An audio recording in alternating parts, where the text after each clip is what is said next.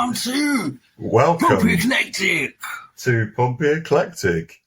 And we're a man down today, aren't we? Where's Swampy? Well, he's supposed to be here, but I think he kind of gave us a slip, like a slimy, swamp-dwelling, sludgy thing. thing. We've given him half an hour to turn up, but he's still not here, so we think he's in bed. And it looks like he wasn't on Facebook for 8 hours, so we think he's asleep after night shifts or something. Yeah. But he may well turn up. So we hope he will turn up. But he was supposed to lead today, and it was his idea to do stand-up comedians today as well. So we're lost. What are we going to do? Is this episode 18? That's a very good point. I don't know. I think it is. It may well be. We've been doing this for a while now. We got the numbers right for the first time last month. We did, yeah. Let me have a look. I normally check that as well before we go on air. So this could be two in a row. Yeah, you fill while I check. All right, so I'm filling in for Marcia, who's supposed to be saying, hello, I am Swampy, and I am here to talk about stand-up comedians. And with me is me, Shaolin Punk, and over there is Simon the Cut. Hello. Hello, everyone. From Portsmouth. Yes, I have, and you're in where? What city? Saigon. Saigon. Did you say that already? Saigon Saigon de Plum. Yes, it is episode 18, so welcome everyone to episode 18. And by everyone, I mean our listener. Thank you. We've been doing this pod for a while. We haven't acquired many in the way of viewers, I would say. No, but we've done well with only organic marketing. So but we're going to get a volunteer to help us do some marketing, and it's still on the cards. It's going to happen. A slave. Well, it'll start as a volunteer, but we'll gradually make them a slave. They might get a free. They might get a free T-shirt and Facebook that. And talking of that, we did a competition to someone could win such luxury goods by commenting. But did we have any comments in the last video, Simon? But it's lucky we didn't, because I haven't actually got a brand new baseball cap to send them. But I will get some, and please keep trying. I'll keep trying. Please enter the competition. I'm begging you. We're begging, aren't we? We're begging you. By comment, you mean you might just love this video so much, you might just leave a comment, and then that might automatically enter you into the competition unwittingly. You might win a prize, which is always the best way to win a prize. And do you know what? We have had one comment, over the whole year or so that we've been running, year and 2 months or something, but it was Swampy before he joined as a host. So look what can happen if you make a comment to us at Pompey. You could end up as a host. Now he's one of us. He's part of the Legion. He's been assimilated. Yes. Into the Borg. Anyway, let's get on with today's main topic, which is stand-up comedy. Now, what is stand-up comedy? Is it about standing up and doing jokes? It's about being a stand-up guy or a stand-up girl. Yeah. Oh. No, it's about standing up. It definitely is, but a lot of them sit down, don't they? What is that about? Jasper Carrot. He was always sat on a high chair, wasn't he? Sat on his ass. Like a baby eating his bloody namby-pamby. Yeah. When you're called a stand-up comic, you don't sit down or you get put down. You've got to stand up on your own 2 feet.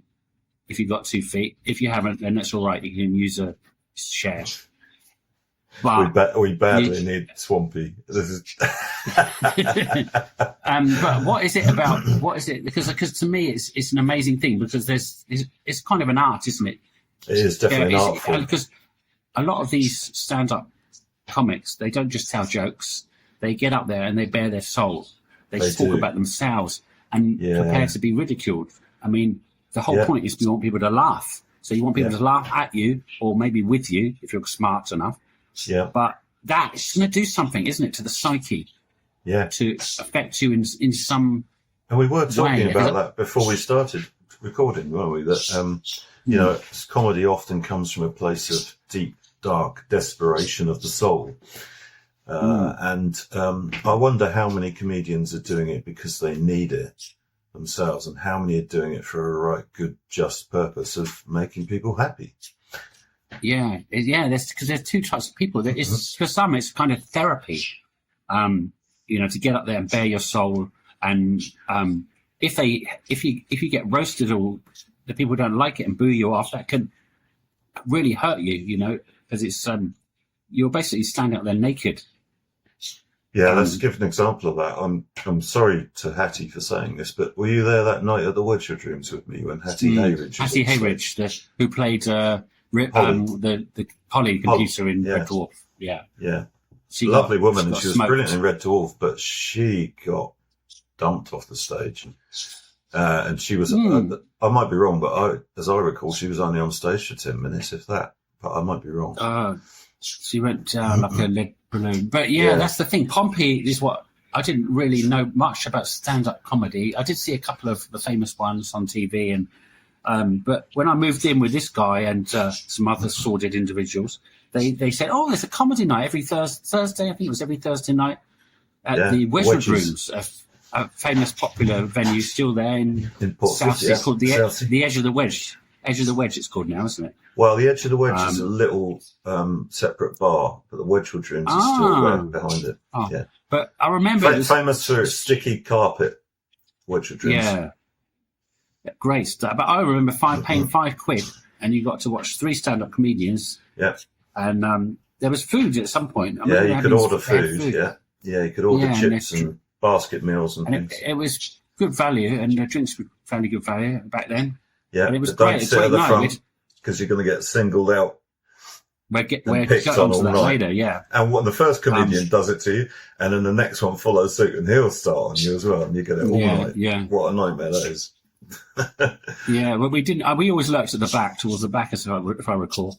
We saw some good notes. Some famous like stand-ups from TV, British TV, especially Red Dwarf. We saw Hattie, who was destroyed. We also saw Chris Barry. We saw Craig Charles. We saw Robert Llewellyn. I never saw any of those. Holly. We saw the actual Holly, the guy. Norman Lovett. Norman Lovett. He was brilliant. I saw all of them. I saw everyone there. How come I didn't? Yeah, I don't know. You didn't invite me. I think you were off with your girlie or doing stuff. Yeah. And all the Red Dwarf. Shagging. Yeah, you didn't invite me for that, so you can't come to this one, huh? Bloody. As it says in our stinger, the threesome you always wanted but never were afraid to ask for. Oh, God. Yeah. Right, okay.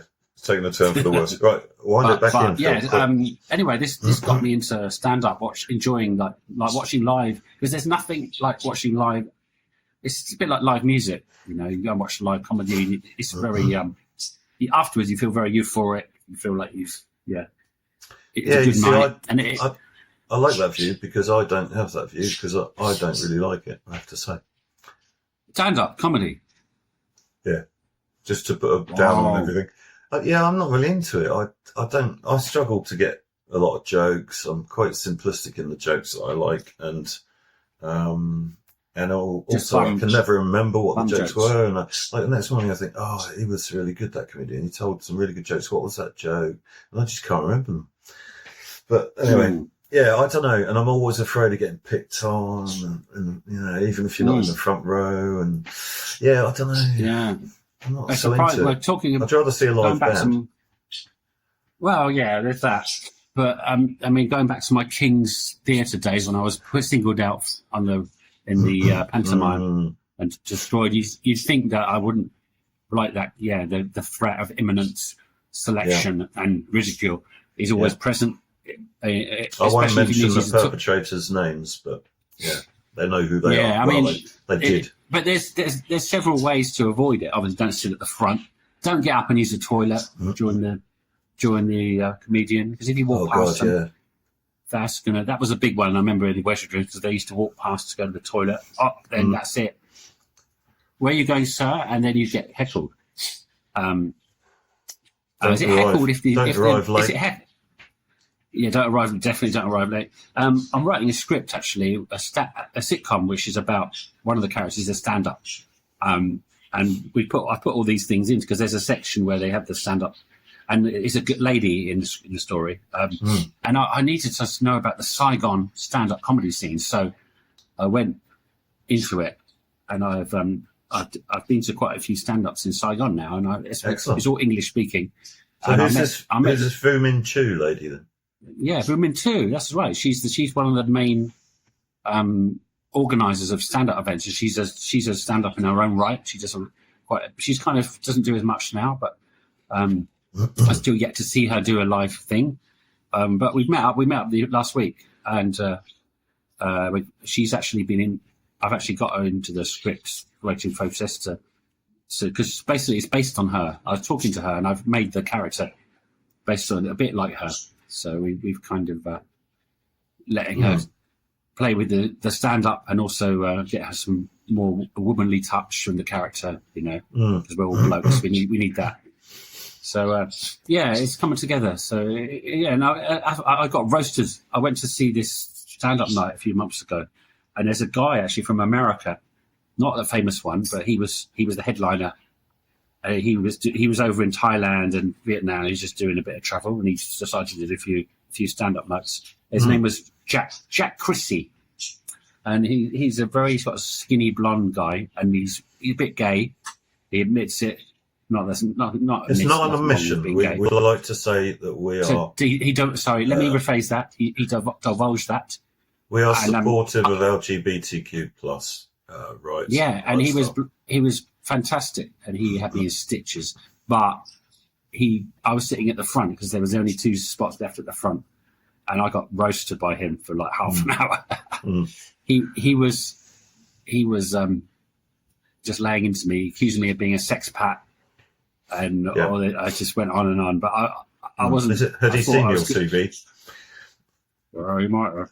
But he laid into my. And I thought after the experience of Bob Cowardgees and Spit the Dog that I got destroyed, I'd be in the same thing again. But I'm a man now. I'm not a kid, so I didn't cry much. Good man. I actually laughed. I was in tears from laughing. He was so funny. He was Jack Chrissy, Crissey. He's got just Facebook and has got a few videos on YouTube. I think he's a fairly unknown, but he's very good. Check him out. I was chatting to him. I had a nice chat to him afterwards as well, and he was like, "Sorry, I didn't mean to."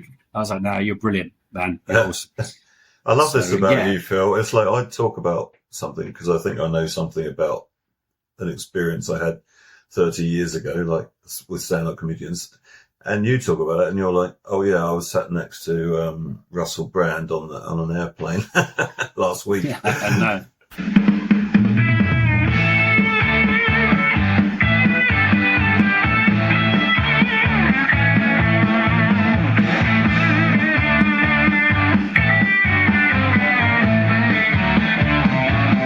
We hope you're enjoying Pompey Eclectic, the podcast, now with our new improved biological formula, coming to you from sunny United Kingdom and from humid Vietnam. Simon the Cut, Shaolin Phil, and now also Graham Swampy Marsh, the king of Lee Park. Perfectly blended, then scientifically proven to entertain. Attracts women like you would not believe. Karachi Medical Gazette.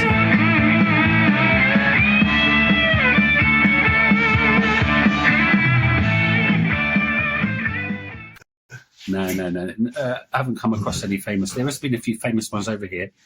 And I've been told some stories. I did see Russell Brand. Oh, did you? Yeah, at the Guildhall. He's a weird one. Yeah, on the My Bookie Wook tour. Can't remember if it was called that, but it was really good. But it was really written and staged. The whole thing, I imagine all his stuff is. Yeah, because he and it was for women as big, well, didn't he?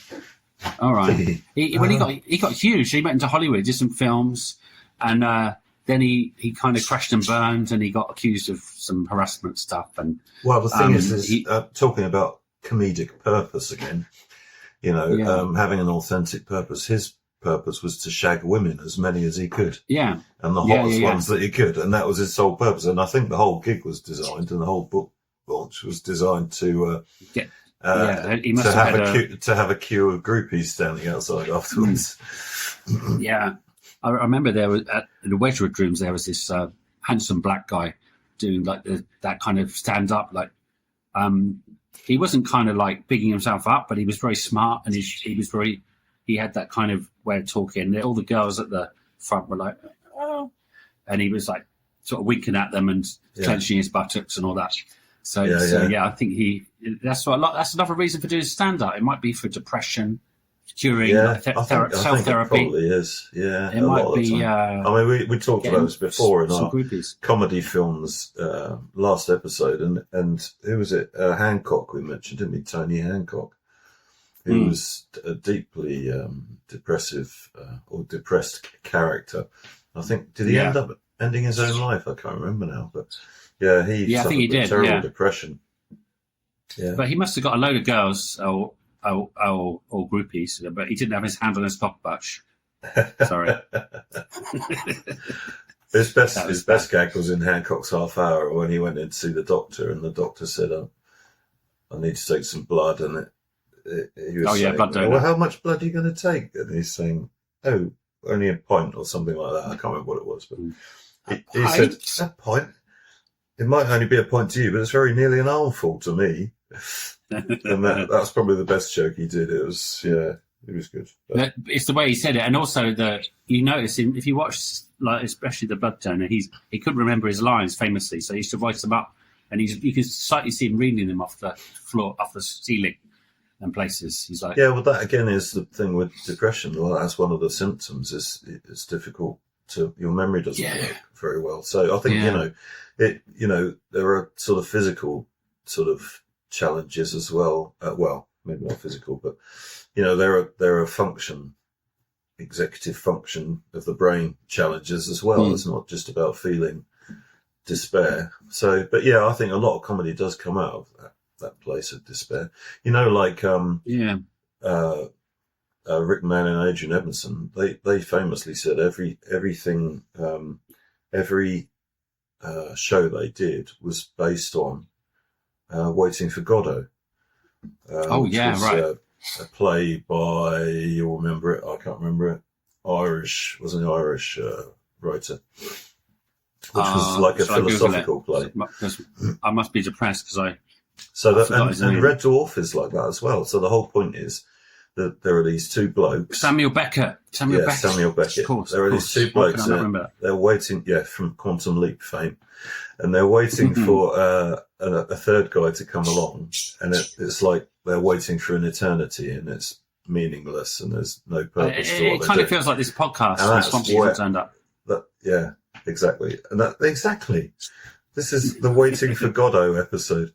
So that's where that kind of out of that pit of despair of ceaseless waiting. And Samuel Beckett was famously asked, "Did you mean God? Did you mean waiting for God?" And he said, "If I'd meant God, I would have written God." So but he meant Godot. Yeah. This is before the internet, though. Yeah, but the metaphoric aspect, the metaphor to it is you're waiting for God, to judge you or save you at the end of life, and it's never going to happen, mate. But it's interesting, isn't it? And it goes back to that whole thing we were talking about with existentialism, the meaningless absurdity of the cosmos. There's no meaning. The atoms don't have any meaning ascribed to your life. They don't give a flying what's it about your life. You're made up of them. But so anyway, and so many of us think we're like our atoms are so much more better than everyone else's atoms, but we're all molecules. Well, higher. You may be, mate. I'm talking molecule. But I've got standards. Many comedians, they share that they often wear this mask of depression because it helps them cope with their emotional burdens. A lot of them have these, like, let's pick a famous one, like Robin Williams. Terrible ending. And he had huge alcohol problems and drug problems. He was on so much lithium to cope for depression. Terrible. But what a great comedian. I mean, I loved him when I was a kid in What was that show he did? Where Nanu, he used to say. Oh yeah, the alien. When he plays the alien. But I don't know. I never really got Robin Williams. He was too like. It was American, definitely. I mean, I got so we him wouldn't quite as in he looks like this middle-aged man, but then he's so like energetic, and he's got this energy which doesn't seem to. It sort of clashes with who he looks like a bit, and I never really, his humour is always what I didn't really get it. I didn't really connect with him ever, but I liked him in the film where he played the teacher, the Dead Poets Society. He was a brilliant actor. Brilliant yeah, actor. And as an actor, I loved him, but I never got his comedy. Deep thinking place that often resides with depression, I think. Yeah. I mean, but he must have been manically depressive. I mean, he was. Yeah. Oh, I don't want to get into being Dr. Google, but the thing is, he was probably bipolar. I don't know what his conditions were, but he was manic on stage, wasn't he? And then if he was behind closed doors going into deep, dark depressions, it's like manic depression maybe, or severe bipolar. Yeah. Like Stephen Fry. Yeah. I saw Stephen Fry at Cambridge, actually, at the Corn Exchange. Oh, okay, because he famously ran away from Rick and Aid's performance, didn't he? Did he? He did a runner. Oh, there was a big Rick thing and about Aid's performance. Oh. Yeah, Rick and Aid, or was it? I think both of Rick and Aid, and he was doing. It was it? I think it was Waiting for Godot. Funnily enough, was it? Oh, right. Yeah, I think it was that, and they were. He ended up on a ferry going to France, didn't he? Yeah, I think because I don't know. He was going through a bad time. I'm not sure. He had a breakup. I don't know, and maybe they said the wrong thing, but they were like left in the lurch and they had to cancel all their shows. Oh, right. But it's this mental health issues can be exacerbated by doing this, relying on humour as a defence mechanism, and I don't know. There's a lot to it, a lot psychologically. Well, the thing is, sorry, go on. I just saying, I've been talking to this lady too, who runs the comedy scene, and she deals with it. A lot of them. It seems to be a way to cope with therapy for getting up on stage and just venting your issues and getting people to laugh, and it's kind of that is a common coping mechanism for people in all walks of life is making light of the situation, and people say, we have a saying here in England, you got to laugh. Which doesn't sound like much, but when you have a moan at somebody about something, you both agree, the buses are terrible, 3 turn up at once, and you haven't had a bus for 20 minutes, but you got to laugh, mate. And that's what we say. Yeah. And that's how we cope. But the thing is, I was going to say, harping on about existentialism again, there's a thing called absurdism. So that is like existentialism. It's a philosophical sort of framework, but it's right next to existentialism. It's very similar, very close.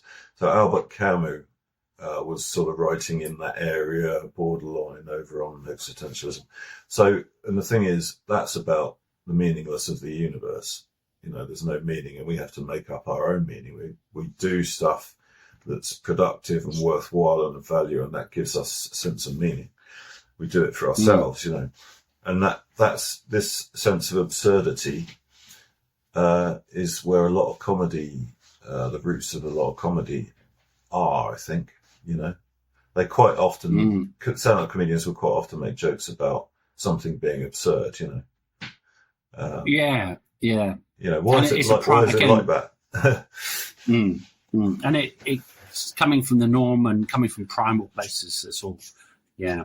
But if you like your existential, then I think absurdism is, laughing at.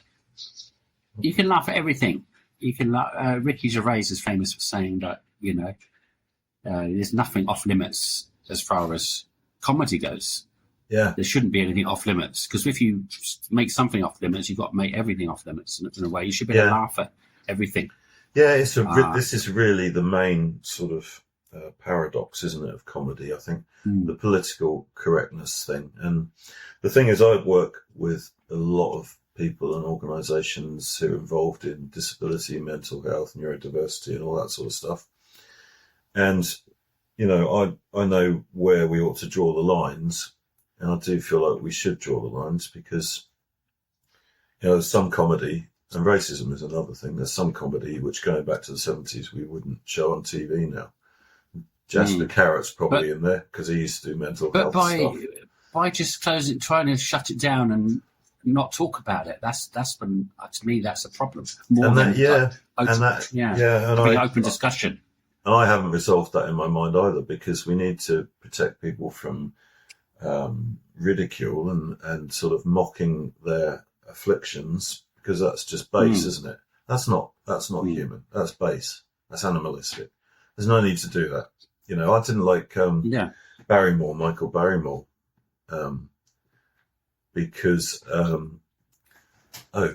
sorry, I'm getting a phone call. I didn't like Michael Barrymore because he used to just take the mick out of people. He would just get he was snarky. People who were of a lower IQ, and he would just use us like a subtext with the audience to mock them, and they would just stand there and take it, and it just was awful. What is he doing? Yeah, he was making a lot of money out of that, you know, and it's just it's bordering on criminal, you know. Yeah. I don't know. I think there's a line you've got to be careful not to walk over. I mean, there's humour and there's being hostile, isn't there? You think you've got to do everything with a bit of conscience. If you've got a bit of a duty as a stand-up. I mean, you can talk about. I think you can joke about cancer, whatever, but you got to, you know that there's people that are suffering. You got to have a bit of. I'll give you an example. I'll give you an example, and apologies for making this example, but I think it highlights the point. Stephen Fry famously said something about do you know what? I can't remember now. Bastard. I probably shouldn't say it. That's why I can't remember. Okay. But anyway, it was a very rude joke about not rude, it was just sick, about paedophilia. And the problem with it was it made people laugh, but he shouldn't have done it because it's not a joking matter. You know? Right. It was done in a poor taste. Don't go there. There's no need to go there. And Ricky Gervais, I love his work, but the thing is, it is just mockery, a lot of it. I mean, he did a paedophile joke in his last show, didn't he? After Life, where he's walking past the school, and the kid looks out and sees him and says, "Pedo," and he looks back and says, "I'm a what?" "Pedo." He said, "Well, if I was, mate, you'd be safe, you little ginger." Yeah, that's it. Yeah. And but it's funny, and it wasn't done with like a bad intention. No, but then he's also mocked a kid for his hair colour. So you know, but ginger is off limits, because that's the one thing which you can mock someone for. You can't say if they're black or white or purple, but ginger's okay to mock. I said it here first. You did. Well, I'm ginger because my beard goes ginger. I used to be a bit ginger. You can probably see, I'm going to show the camera, but my beard, after a week or so, it goes all different colours. And ginger's very strong. Well, there's this grey now. Did you ever hear brown, black? Do you know about the YouTuber called Coppercap? No. He's not a stand-up, but he kind of is, because there was a show called South Park. You probably heard about. And in one episode of South Park, they mocked a ginger kid. And he's this white, pale, freckly ginger guy in America who took offence to that. And he did this yelling video, screaming, "Gingers!" Because in South Park, they said gingers don't have souls. And he's like, "Gingers have souls!" And he did his meltdown video. And then South Park saw that, because it went viral. And then South Park put him in another episode of South Park saying, "Gingers don't have souls." And then he did another video having a meltdown and screaming. But it turned out the whole way through 7 years, he did all these screamy videos, but he was just being an Andy Kaufman. He was pretending. that he was offended. But he got a music video out of it. He got minted. He's rich now because of these ginger videos he did, like reaction videos. He was so funny. He's still doing videos today. He's starting a Ginger Nation. There's a website where he wants an island where only ginger people can live. He said gingers are he's quite funny. You should check him out, Coppercat. But there's you can make some, if that horrible ginger thing hadn't have been directed at gingers and he hadn't have done that video, he wouldn't be rich now. He'd just be a poor ginger. So you can make something, you can make anything out of something, or you can make nothing out of it. But I think it's good to laugh at things and keep our minds open. But be intelligent with your comedy writing, and don't. There's no need to just do continuous mockery because it's a mindfulness. It's all about mindfulness and making sure what you're saying isn't going to cause. Because you've got a lot of responsibility, I think, doing any kind of art, and especially something and like you hit the nail on the head when you stand-up. said duty, and you don't always feel that when you're younger. Some people do, I think, but it's something I've sort of become more inclined to as I've got older. Is when you oh God, I'm going to do the Spider-Man quote. With great power comes great responsibility. No, but it is true. You get a sense of duty about the fact that actually, you realise, okay, I have certain skills that person doesn't have, or I'm more intelligent, or and it sounds arrogant, but and obviously other people are more intelligent than me, and I'd expect them to feel the same sense of duty towards me. And that's to me, that sense of duty is sort of derived from helping support people who have needs, so people with dementia and that, like a volunteer at dementia group. So, and then you sort of realise, well, they need us, it's not me they need, but they need us. They need someone. Yeah, because most people don't have that up and therefore you've got a duty. Things that you see. Yeah.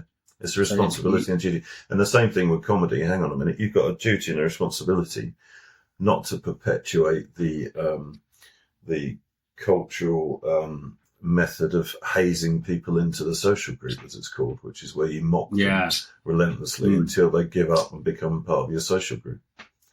Yeah. Because that can turn into bullying. If you do it to disabled people, it's just wrong, So, I mean, Ricky Gervais did a joke about cancer, didn't he? About a kid with cancer. So I mean, he does step over the line, but it's a great debate. Should nothing be off limits in comedy? I think, I mean, Ricky Gervais. I'm not sure. A lot of people say he's hard work as a person. He's very, I don't know, but he's funny though. His Golden Globes things, especially what he was doing, roasting the celebrities, was brilliant. And the fact he came back like 3 or 4 times to do that. And Stephen Merchant, he's another great. I actually got to see him live with my mate Peter. We got tickets in Cambridge, and we got to see Stephen Merchant. He's really funny. I watched his stand up on YouTube or something, I think. Yeah, some people say he's the true genius between Ricky and Stephen Merchant, but they've both done good things on their own. I mean, they're both good at what they do. I'm a big. Who's the other guy? He's not a stand-up, but Carl Pilkington. I think he's brilliant, just because he's who he is. I mean, I like the way he thinks, and I think a lot of people do. But for Ricky Gervais, it's just constant mockery of him, isn't it? That's what it's all about. That's the gag. Yeah, that is the gag. It's a one pony town, isn't it? And laughing at his and some of Carl Pilkington's outlandish ideas are actually, if you think about them, actually they do make sense. Some of them. Yeah, I know, that's the worrying thing.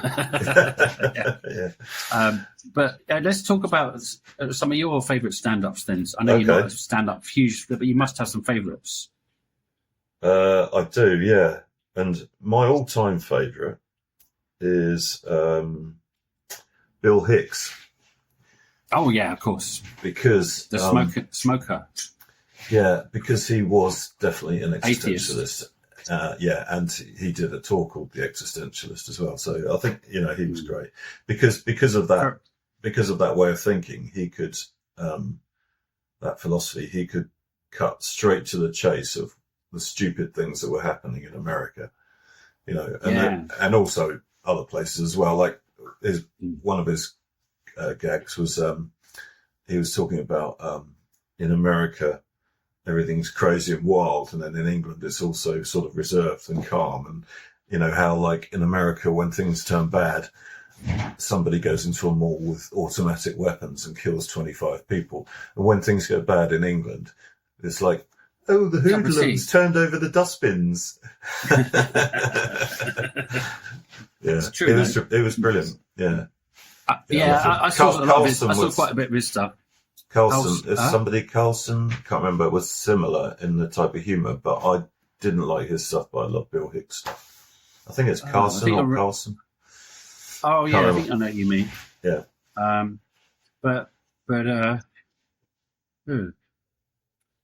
It's like wake up and smell the coffee comedy, you know. This is the way reality is. Yeah. He was Bill Hicks was very sharp, razor sharp as well, and he had a very, maybe like you said, because of his philosophy, but he was super smart as well, so he could really cut to the core of something, and he offended the religious people. Oh yeah.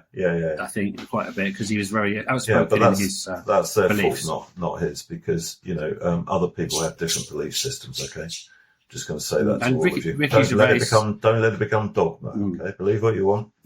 Don't let Ricky it be Gervais is also an outspoken atheist. But I mean.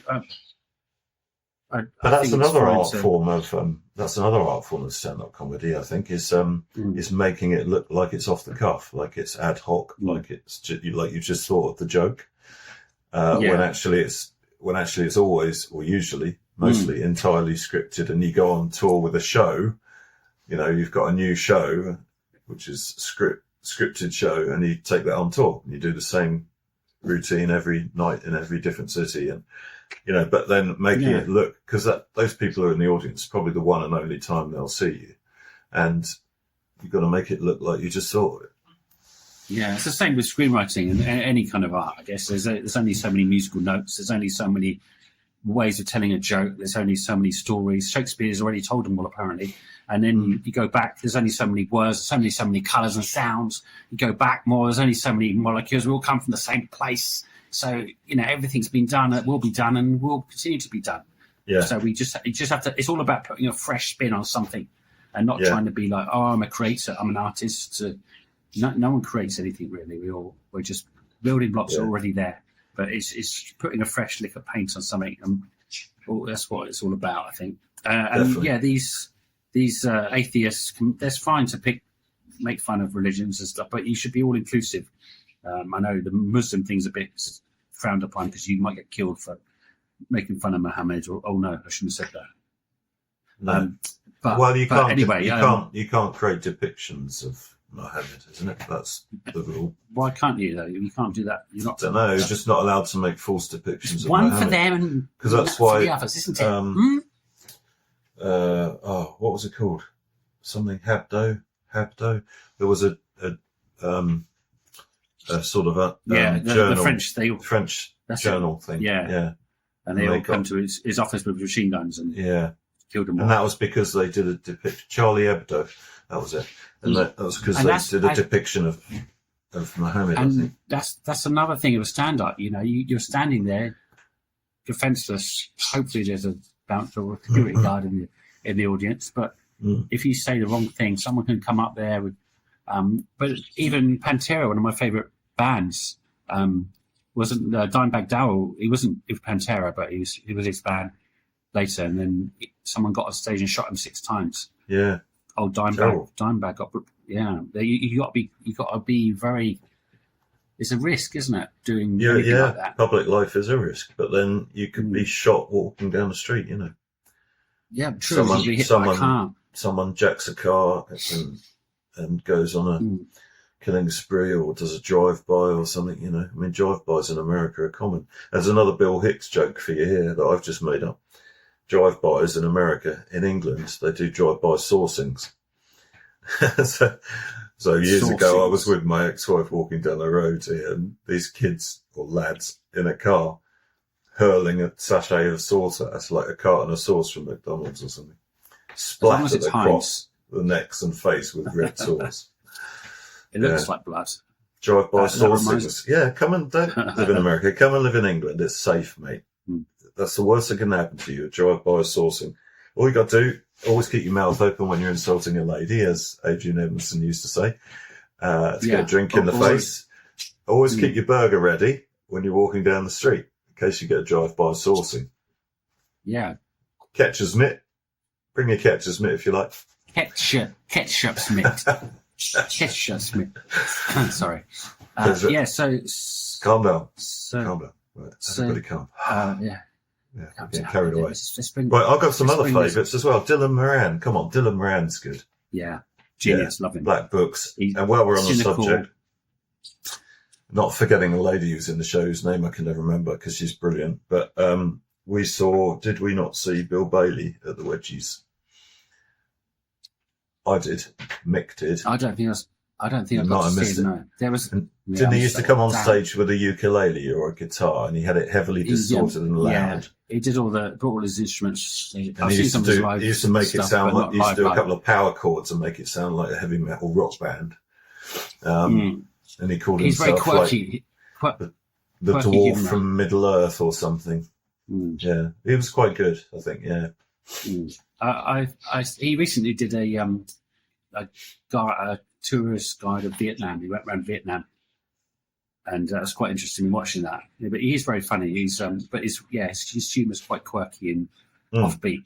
Dylan Moran, great mention. He's a genius. The lady from Black Books, who's also in Love Soup, and I need to write. She's got a strange name, which is not strange, but it's hard to. Is that why we can't remember it?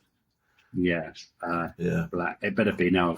Black Books. Yeah, it's not just because she's a woman, honestly, because she was called Fran. She was called Fran. I'm going to mention Fran. Victoria Wood, Dawn French, Jennifer Saunders, Catherine Ryan is very good as well. There we go. Hamthin Greek. That's why I couldn't remember yes. Yeah. She's nice. She's brilliant. Superb. I love her. Isn't it hot? Have you seen Love women. Soup? No. Love Soup. There's 2 seasons of it. Series. Very good. They always say the way to a woman's heart is humour. But I think it's quite attractive in women if they're funny. I mean, I get quite attracted to female comedians. Catherine Ryan's really tasty. One of my humour. Yeah, well, I don't know about attractive, but there's some really good Asian stand-up comedians. Ali Wong is absolutely brilliant. As an actress, she's superb as well. Did you see the show called Beef, which was a couple of years ago? No. It was quite a big hit, and she plays this. It starts off with a road rage incident, and then she's so pissed off, she goes after the guy, starts trying to get revenge on him, and she just flips. She seems really nice, and she flips into this psycho. Such great acting, but her stand-up is also amazing. Ali Wong. I have to say, Rick Mail and Adrian Edmondson effectively used to do stand-up because the Dangerous Brothers was stand-up, wasn't it? Basically, although they were like sketches. Yeah, there were sketches. It was sort of like stand-up. But Rick did stand-up more, I guess, to start off with, because he did his poet. Yeah, that's right. That became Rick. The stand-up. Yeah, the poet, and he did. What was the brilliant poem about Cliff? And no, that not Cliff. There was before that. There was the theatre. You really are a Cliff. You really are. He's great. Just Google Rick Mail poet, and there's some funny stuff. It's brilliant. And what about? Here's a legend, and I think this may be the best ever stand-up comedian, right? And a lot of people say this from my explorations and research on social media and YouTube and that, and documentaries I've watched, and I don't know, a lot of people will agree, is Richard Pryor. Yeah, great. Yes. You know, and he was the godfather of stand-up. I think so. The comedian's comedian. He did some great stuff about race differences between black people and white people, and like black people walking down the street like this, and like white people can't do it, and like, you know, and it was brilliant. And but his I think it was his ex-wife or a friend of his famously said of him, you could either find him in a crack house smoking on a spliff. No, in a let me get this right. You could either find him in a whorehouse smoking on a spliff, or in a crack house smoking on a whore, or something like that. You know? And because his mother was a prostitute, you see, so he grew up in a red light house. You know, he grew up in a red house, and his life was being around pimps and hookers and drugs. He must have some good. His 18th birthday must have been amazing. I don't know, but so, you know, I mean, what can you do? You know, if that was the life you brought into. But he certainly turned it into some amazing humour. Yeah, very, very brilliant comedian. Yeah, and obviously inspired by him. Also great was Eddie Murphy. His stand-up stuff, Delirious in particular, and I'm sure he was a big admirer of Richard Pryor. And he had brilliant energy, and he's so funny. Delirious is probably my favourite stand-up show of all time. I had it on DVD and I've watched it so many times. He's brilliant. He's so funny, and I love his impressions of white people, and it's just so good. Yeah, I think Jim Carrey was very good as well, because before he did films, he was a stand-up comedian. But a lot of what he did was impressions, because he obviously could contort his face and so on. And he did a Elvis one, which you can find, I think, on YouTube. And I think that was a tribute to Andy Kaufman. Andy Kaufman was the first one to do the Elvis. And then Carey went on to become Andy Kaufman for the film Man on the Moon, didn't he? That's a brilliant film. But the best impersonation he did was James Dean. So from... You may, if you're a younger generation chap or chapess, you may have heard of Rebel Without a Cause, which was a famous movie. James Dean was a very young actor, and unfortunately, on the waterfront. Is that him? I don't know. I don't think so. I'm not sure. It might have been. But River Phoenix, who was Joaquin Phoenix's brother. But River Phoenix and James Dean, different eras, but they were both brilliant young actors, very promising young actors who died young. Yeah. But anyway, Jim Carrey, look up his James Dean impersonation on YouTube or Vimeo or something, and it's brilliant. And most of the gag is him with his back to you, and he's doing this with his collar and fluffing his hair around like that with his back to the audience, and he keeps turning around like that to look, and he does that for ages, and then he turns around and goes into James Dean. It's brilliant impersonation. That's what Andy Kaufman did with his original impression of Elvis. He was this really kind of bad, shy guy, and did really tried to do bad impressions, and then he ended his show with this amazing Elvis impression. You'll think he sucks and booing him, and he turns away and fixes it all up for ages, and then puts the music on this little record player and turns around, and suddenly he's Elvis, and the audience goes crazy. He was brilliant at that kind of, and for years he fooled most of America with his characters, and superb. And today we have, I guess we have the LEG guy was a bit similar in a way to. Yeah, he's on another planet. Borat Comedy.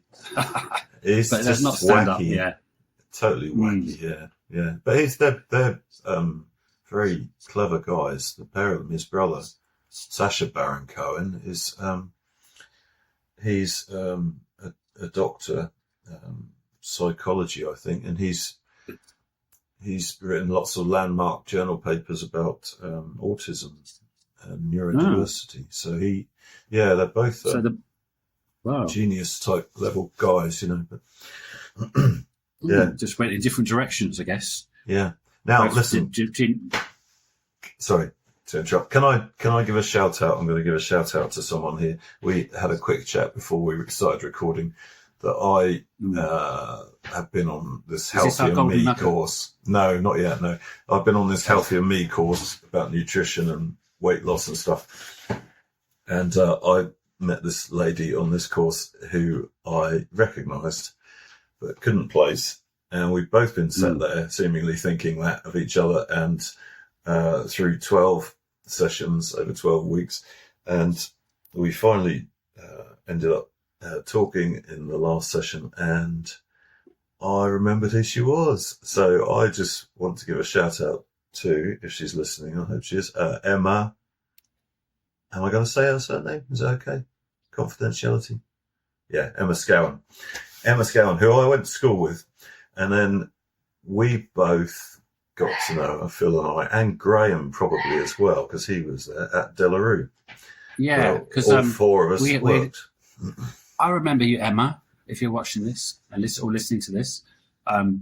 You were there working at Delarue Systems, and we sort of made a little date to go out and hit the Fifth Avenue, and we did meet up there, and my drunk friend was there, and he said something about Delarue. But we talked a little bit back in the day. You probably don't remember me, but as soon as Simon said Emma Scarron, I was like, that name rings a bell. And not until you said about Delarue, I was like, oh yeah, I remember. Yeah, I remember her. She's, you've met up after how many years? 30 years. Yeah. 32 years, I think it is. And a special guest, the mascot's here just in time. Lovely woman, Emma. Really nice to see you again. So, and we'll have coffee soon. Yeah, maybe I'll come and hang out with you guys if you get on all right. And she probably doesn't want to see me again. Well, it's going to Vietnam to have a coffee that's the problem, isn't it? It's very expensive now. So how's the mascot then? Once you get here. What's his name again? Sauring. Yeah, Sauring. No, Sauring is the Vietnamese word for durian, the spiky, smelly fruit. And he resembles the colour. He doesn't smell though. No. So, but he resembles the colour. He's our official mascot, and some say host, co-host. He does talk. And he's the reason our prize, which we're going to mention again, our competition is to win a Pompey Eclectic baseball hat and a Budgerigar goodie bag, which may contain seed, millet, toys, little mirrors. May contain nuts. Probably an ABBA record, because they love that. All that sort of stuff. So, And what was the question? Tell us the question again, Phil. It was, how did we meet up? How did we all meet up? How did Swampy and Marshy? Yeah. If you sit and watch all of the pods, you might piece it together. You will. Yeah, exactly. Or you might not. But I wouldn't wish that on my worst enemy. Or you might read a book that I'm writing, and that might give you the answer. Yeah, and Emma doesn't know yet, does she, that she's in your next book? I'm not so. I haven't got to that point yet. I'm a bit behind schedule with it, but she may know I've got her name. I might change the name. She'll be shocked, but I think she might sue me now. And pleased. Yeah. We've given it away because you're probably going to change the name, aren't you? We've given away her name. Well, I might have to change. I didn't actually remember her name 2 years, but I did remember her name subconsciously because you said it. Yeah. And now I might have to use the real name. See what she thinks. But don't worry, Emma, because we've got no listeners anyway, so you're okay. Yeah.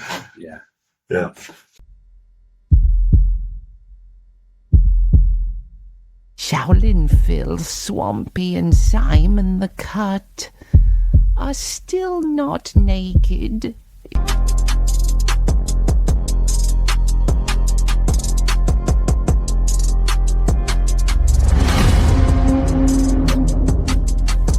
So there's still times for us speckle feachings, the golden thread.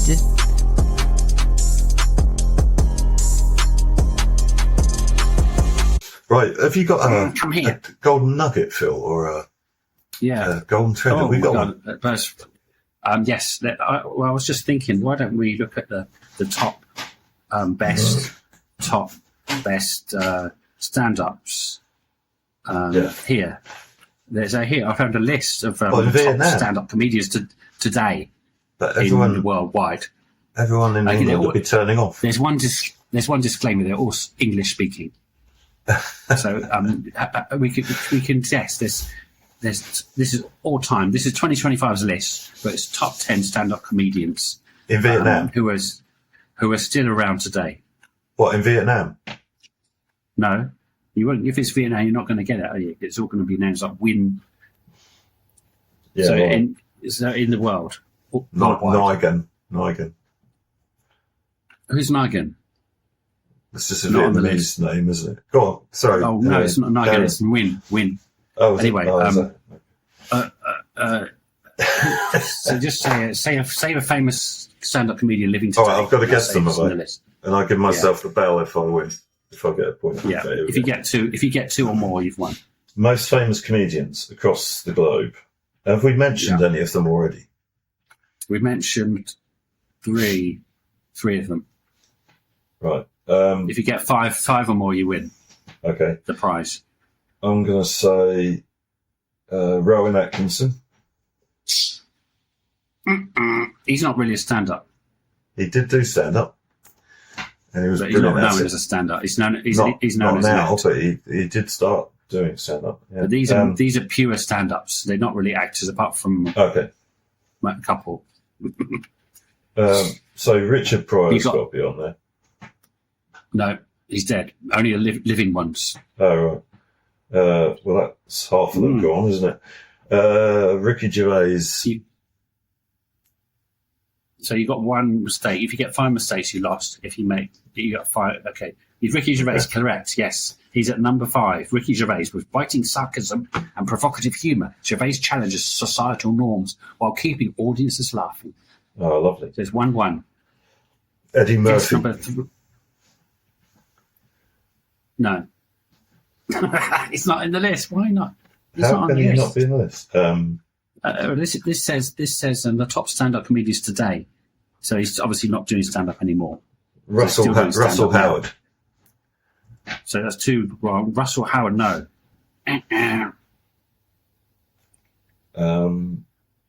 Lucy Beaumont.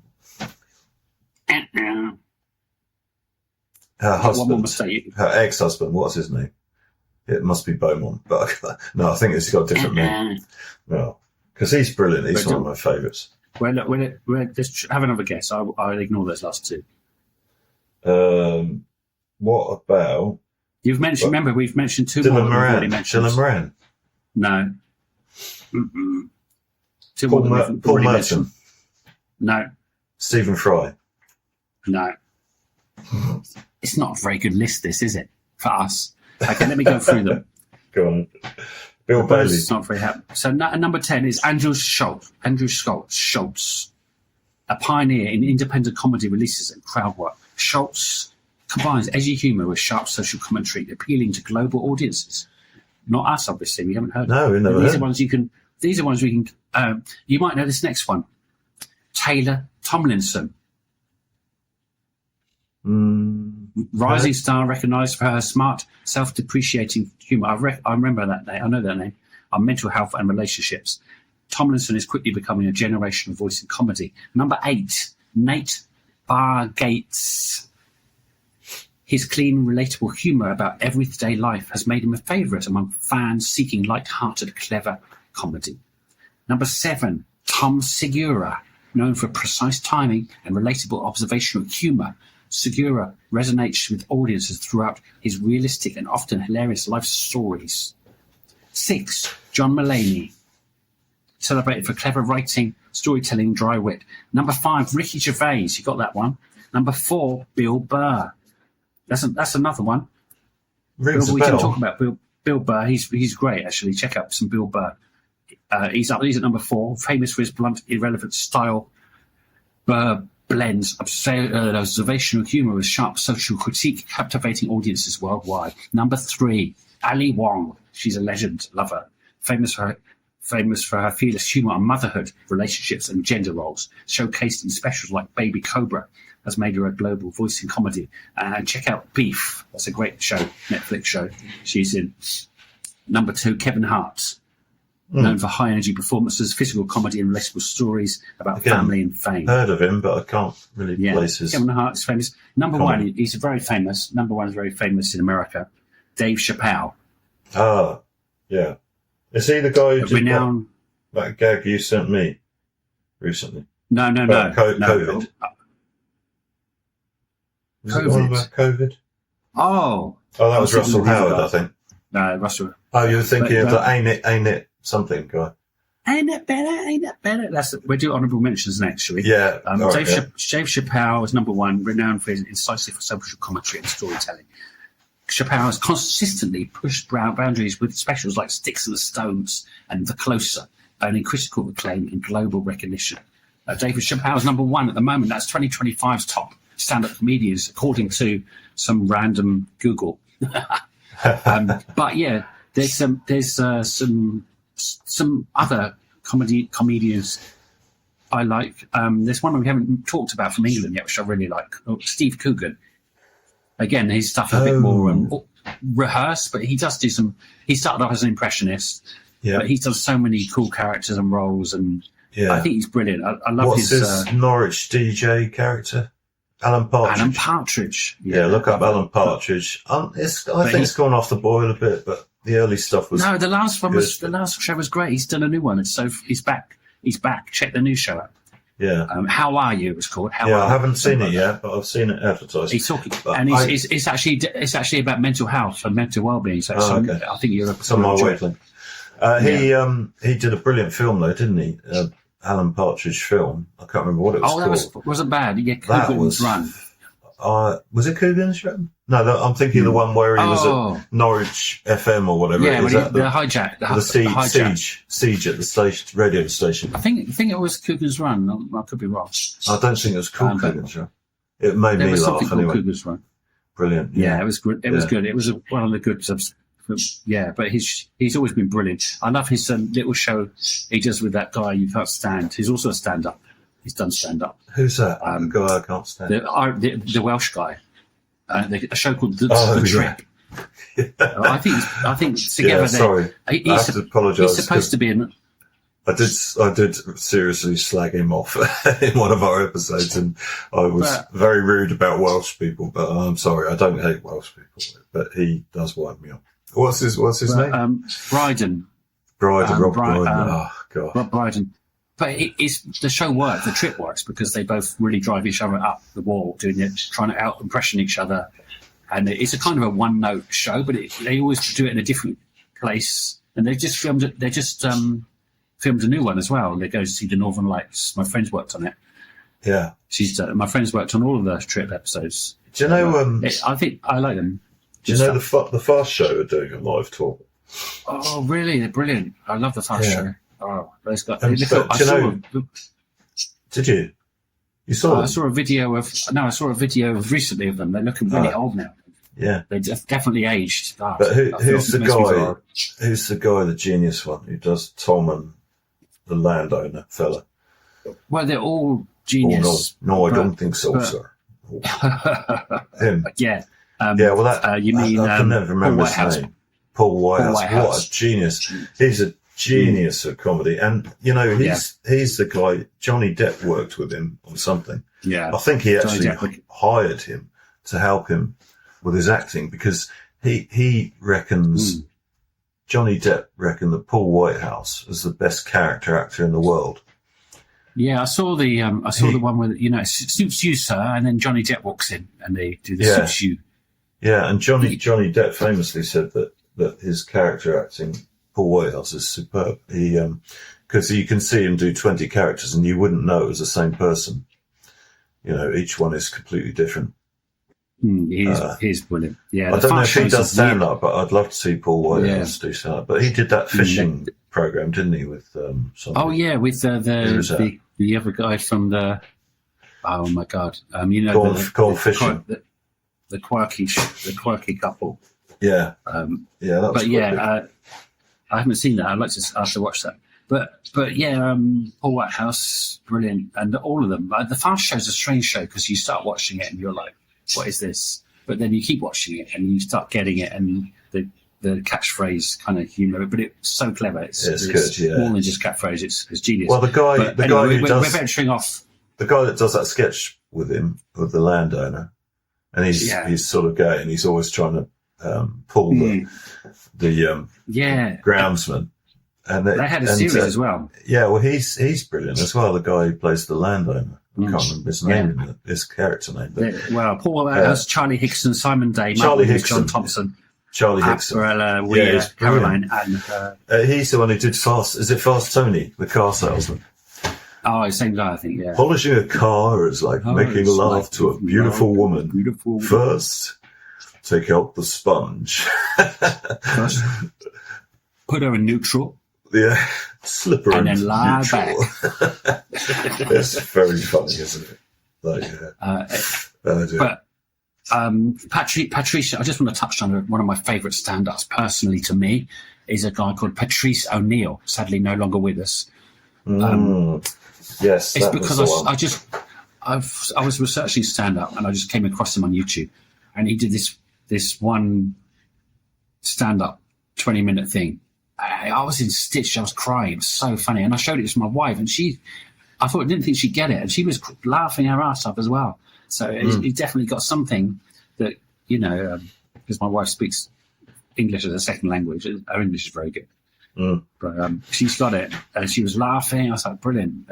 And he was so funny. So he just talking about women and men, and he said, a man can't like a woman and love a woman at the same time. Oh, that's right. He goes into the whole spiel of how it's so funny. The audience are pissing themselves, and I was pissing myself. Brilliant. I think that's. Was he the one who showed? Was he the one who showed that clip of that guy being interviewed about COVID,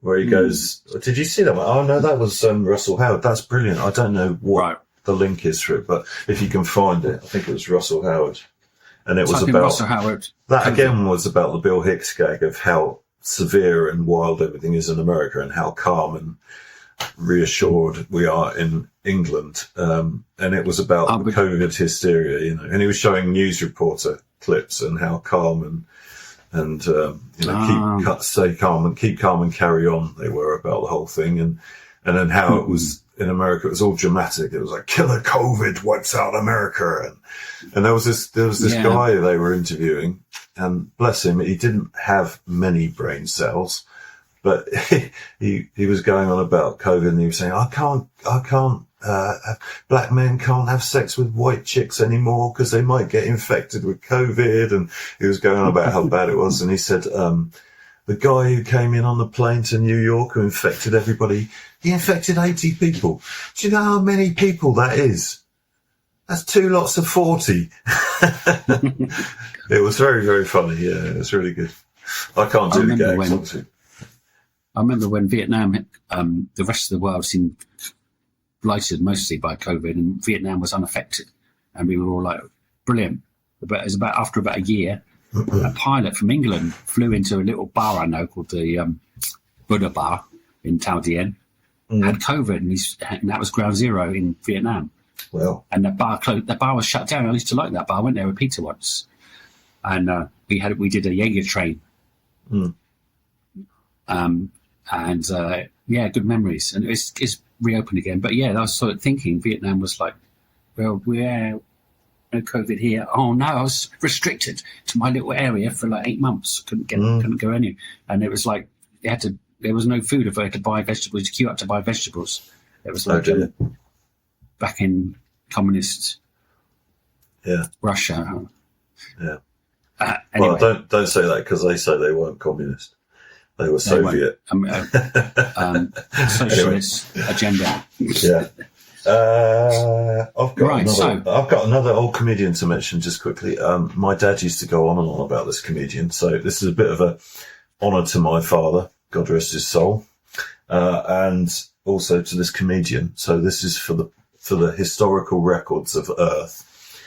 There was a comedian called Nosmo King, and it was probably back in the post-war years after the Second World War, and he got his name, Nosmo King, from a door sign across two double doors that said "No smoking." Oh, no smoking. And the doors opened, and on one side it said Nosmo, and on the other side it said King. That's brilliant. My dad used to go about him all the time. I don't know. Anyway, that's brilliant. I have to mention that. Genius. Yeah, I have to mention that for the historical records. When the historians are looking back at this idiocy of how we used to live hundreds of years ago now. Mm. Yeah. Now and then. Oh, well. What else have we got? We got a golden thread. We did the golden thread. That was the, Did we? that was the golden nugget. top 10. What was the nugget? The nugget is Marshy turning up, but he didn't. But it's not happening. I don't know what's happened to him. I hope he's okay. Anyway, if you're listening, Swampy, why aren't you here? And best wishes, and we hope you're okay. Yeah. We hope to hear from you soon. Yeah, we really needed you on this one because we were sort of, lost, but we're okay. Well, hopefully next time he'll be re-emerged from the swamp and we can find out what happened. Yeah, and if you want some real comedy and fast humour, go see Paul Merton and I think it's Suki Waterhouse on tour in the UK at the moment. Paul Merton's the king of deadpan. Yeah, you can see him on Have I Got News for You? He's brilliant. And very funny. And Just a Minute on Radio 4, I think he's on there still. His price is £25 to £31, and that's reasonable. Do not do scripted stuff. They do entirely ad-libbed comedy. Yeah, it's always the best, and especially when they involve the audience, and it's really so when you organic. go to see them, and they're at the Theatre Royal soon in Portsmouth. When you go to see them, that will be the only time anyone will see those gags because they're not scripted. Yeah, well, but if you're in Vietnam, on the other hand, come along to the Saigon Comedy Nights. There's a few going around. Like Saigon, joins. There's a Facebook group, Saigon Comedy Club. It's only got 480 followers, but it's all the big local legends are on there. A guy called Jack, my friend Tu. So many cool dudes doing their thing, and ladies and lasses. So come to Saigon next time you're here. Why not see some comedy? Because it's the source, the root, the primal expression. Exactly. Of life. Thanks for that summing up at the end there. But I'm going to ruin it by just saying I've got one more name to shout out. I was speaking to somebody the other day. I don't know who it was now. I can't remember who it was. Oh, I know who it was. It was Andy. Big shout out to my mate, Andy J. Big Pompey fan and other teams who shall remain nameless. No, they won't remain nameless. I think it was Fulham and Burnley is involved with them as well. And he goes up to, I think it's Fulham, and gets into the box, the executive box, and he often has a chat with Alistair Campbell, who's a famous guy in England on politics. Campbell soup. Yeah. And apparently his daughter is a stand-up comedian. She's super. And she's called Daisy. So look up Daisy Campbell. I haven't had a chance to look up her gigs yet, but I will have a dig around and see what I can find on YouTube. But yes, Daisy Campbell. Take a look at her comedy. Good. All right. Well, we're on that note. We'll be back in 30-ish, and hopefully there'll be three of us, and hopefully we'll have a nice new topic to talk about because we haven't discussed yet what we're going to do. Yeah. Have we? No, but we'll figure something out, or put something in the comments and tell us what you'd like us to discuss and pick the bones out of. And as long as it's not rude or immoral or illegal, then we'll probably talk about it. Nice beard. Where did you get that from? Just grew it.